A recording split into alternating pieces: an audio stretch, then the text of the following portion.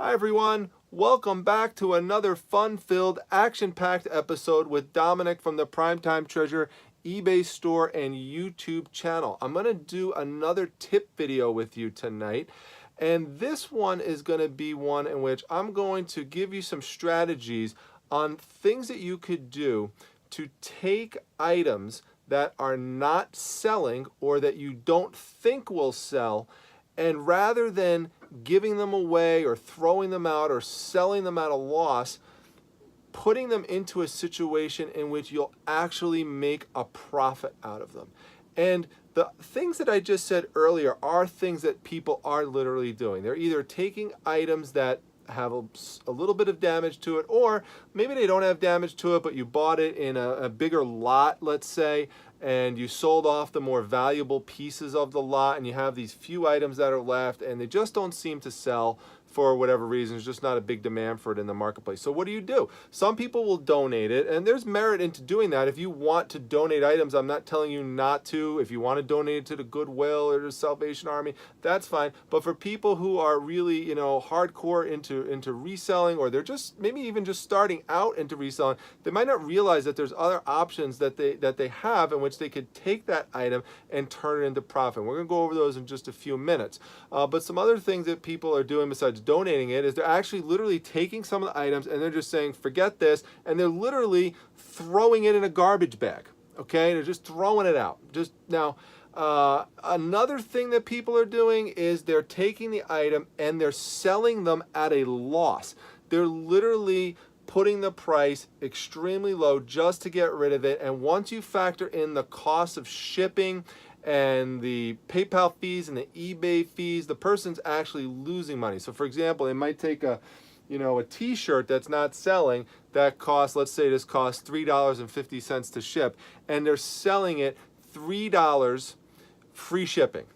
Okay, so when it sends out, they're losing money. Now, why would somebody do that? The reason why people will do that, at least on eBay, is because they're trying to purchase feedback. They're hoping that the person will give them feedback for the item, and this is especially for really more for people who are just starting out and trying to get their feedback score up, or for people who need to increase their rating for whatever if they had some seller defects.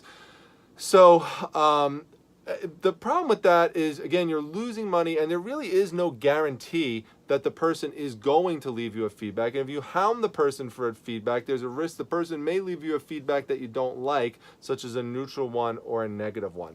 So rather than doing those three things, just automatically, reflexively going to donating it, throwing it out, or selling it at a loss, let's talk about some creative things that you can do if you're just willing to be a little bit patient and sometimes a little bit creative and have some motivation to take these items that aren't selling and see if there's something else that you can do with it. I'm going to go over different options for different types of items. I know that I have so many different types of people watching these videos. Some people who just sell clothes, some people who primarily sell toys and collectibles. So I have all sorts of different things here. Some people just sell books, but it's the same sort of principle that you're going to see me go over here that could help you, and you just have to extrapolate it to whatever it is that you're selling. So let's start with clothes, for example, because clothes is one of the main things that people try to sell on eBay. And I'm just going to give some hypothetical examples. Again, you're going to have to generalize from this. But let's just say, for example,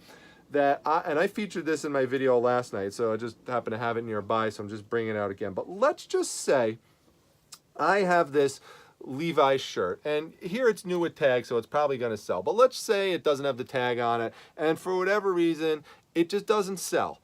Doesn't seem that people want just this individual shirt. Now, it might not be that it might not be a situation that someone doesn't like the shirt. They might just not want to pay $14.99 for it, for example, or they might not even want to pay $9.99 for it.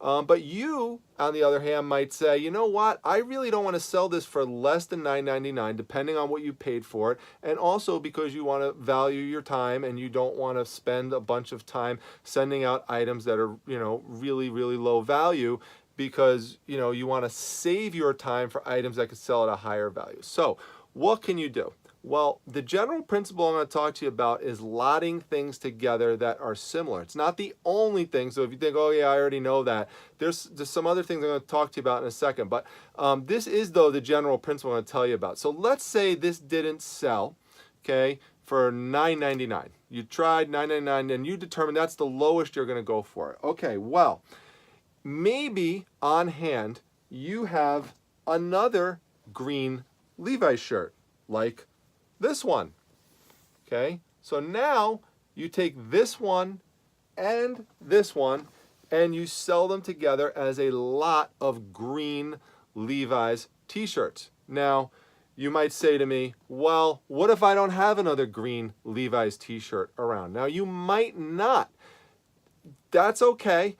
Put it to the side, okay, and just have it in your mind that when you're going out and you're sourcing, to look for that type of item in the future, and then you see it and you grab it and try to get it at a low price. I'll give you an example of something I actually did with that in a moment with some Batgirl clothes. But there's other things you could do though. If maybe, okay, maybe this is the item that didn't sell at first. So this is the Levi's shirt and it says it's California on it, okay? So maybe you don't have another green Levi's shirt around. Maybe you have a blue Levi's shirt around. So you could just put two different colored Levi's shirts together. Or maybe you have no other Levi's shirts together and you have another shirt that says something about California on it. So you make it a lot of two different types of California t-shirts. So you could do that. You just have to be creative. And then both of these two things will still go and fit in a poly mailer and you just ship it out. And instead of trying to sell both of these at $9.99 a piece. Maybe you put them both up for $17.99 and they both sell, or you take a best offer of $16.99 and they both go out, in the same envelope. So I do this, I'm telling you this from experience. This isn't something I'm just making up to tell you to just try to come up with something. I do this all the time. Now, the reason why this happens to me sometimes is that sometimes you make a mistake when you make a purchase, or what's more commonly the case is sometimes I have items that are left over from large lots that I purchase, and they're kind of the residual items that I'm trying to figure out what to do with them. Other times I'm just not sure. I'm willing to take a risk. So for example, like if we go into comic books, which is my main thing that I sell, I happen to have some spare Star Wars comic books around, and they happen to be I've talked about this before, they're called variant issues. So in other words, it's not the standard cover that came out, it's a different cover that came out for the comic book, and so it makes it a little bit more collectible. And so I might say, you know what, I'm just going to try to sell this Princess Leia book individually, and I'm going to try to sell it for, let's say, $9.99. Now, this one, I did try to do that, and it did not sell. Now, it could have sold. Other people have purchased that one before, but for whatever reason, this time, no one bought it. And same thing with this one. No one bought that one either. That's a variant comic book, so that was also for $9.99. Well, I happen to have this one laying around as well. It's a Darth Vader variant comic book, and what I did is I just took all three of these, I put them together as one lot for $24.99, and I just did that recently. I already have a watcher on it, and I'm pretty confident that these are going to sell as a lot. And the reason I tell you that is because that's something that I will do, and it's something that I've had success with, and these will likely sell.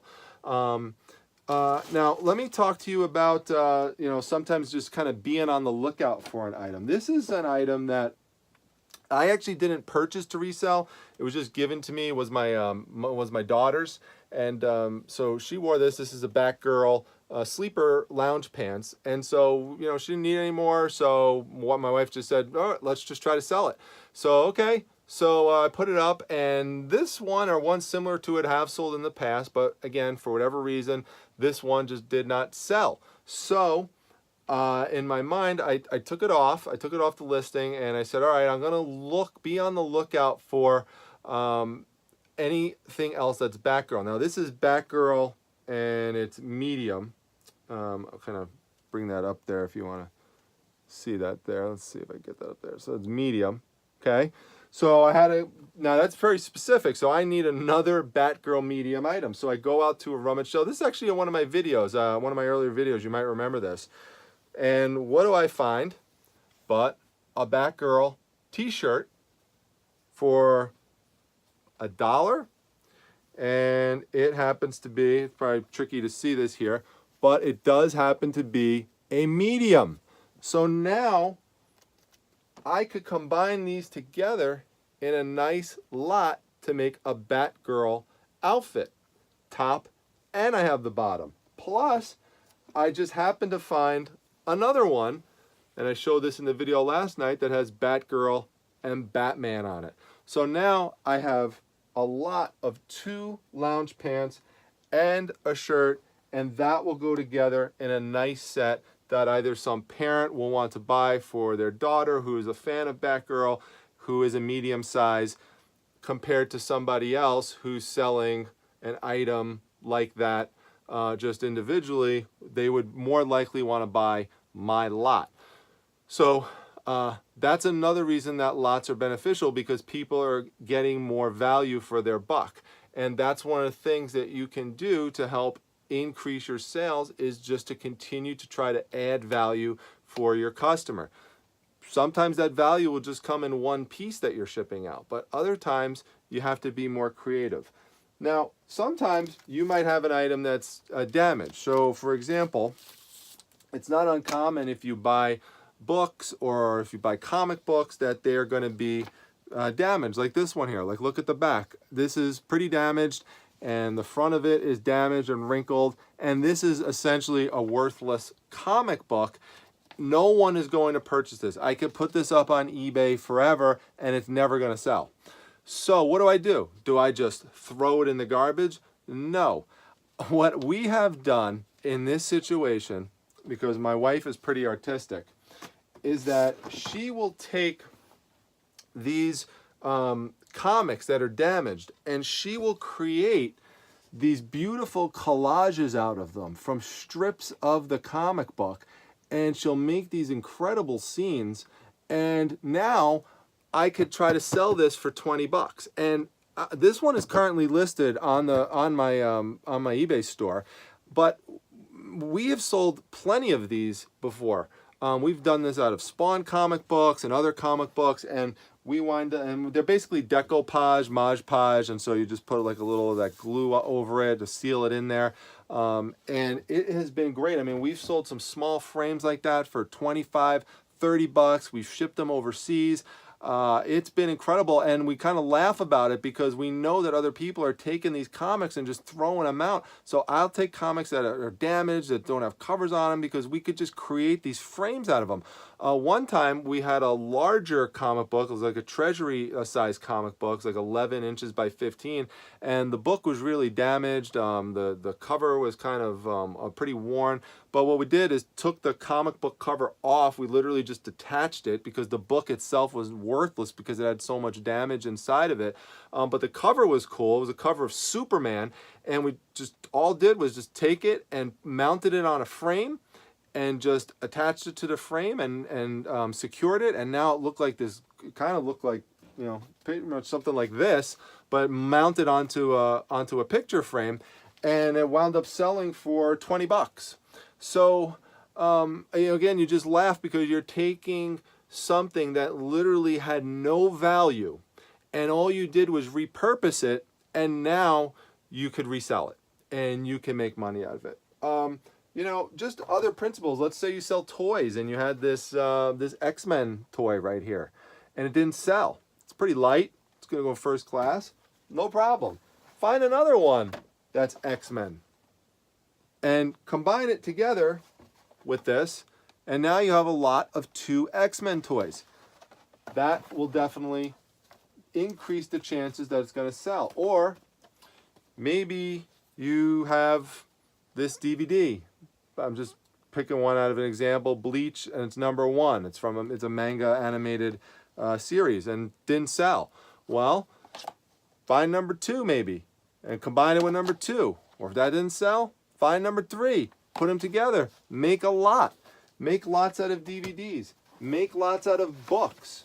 I see Pokemon books all the time at garage sales. So now sometimes it'll be a nice big one and it'll sell individually, but sometimes I'll just combine it with multiple other books and sell them as a book lot. And since they're going out media mail, the added weight, you know, doesn't really make that much of an increase in the price. So, you know, for example, if I had this one, Let's Find Pokemon, and it wasn't one that sold for a lot of money, but if I combine it with this Pokemon book and this Pokemon book, well, now I've got a lot of 3 cool books that somebody is going to want to buy, or some parent is going to want to buy as a gift for their kids. And that's the basic principle of what you do.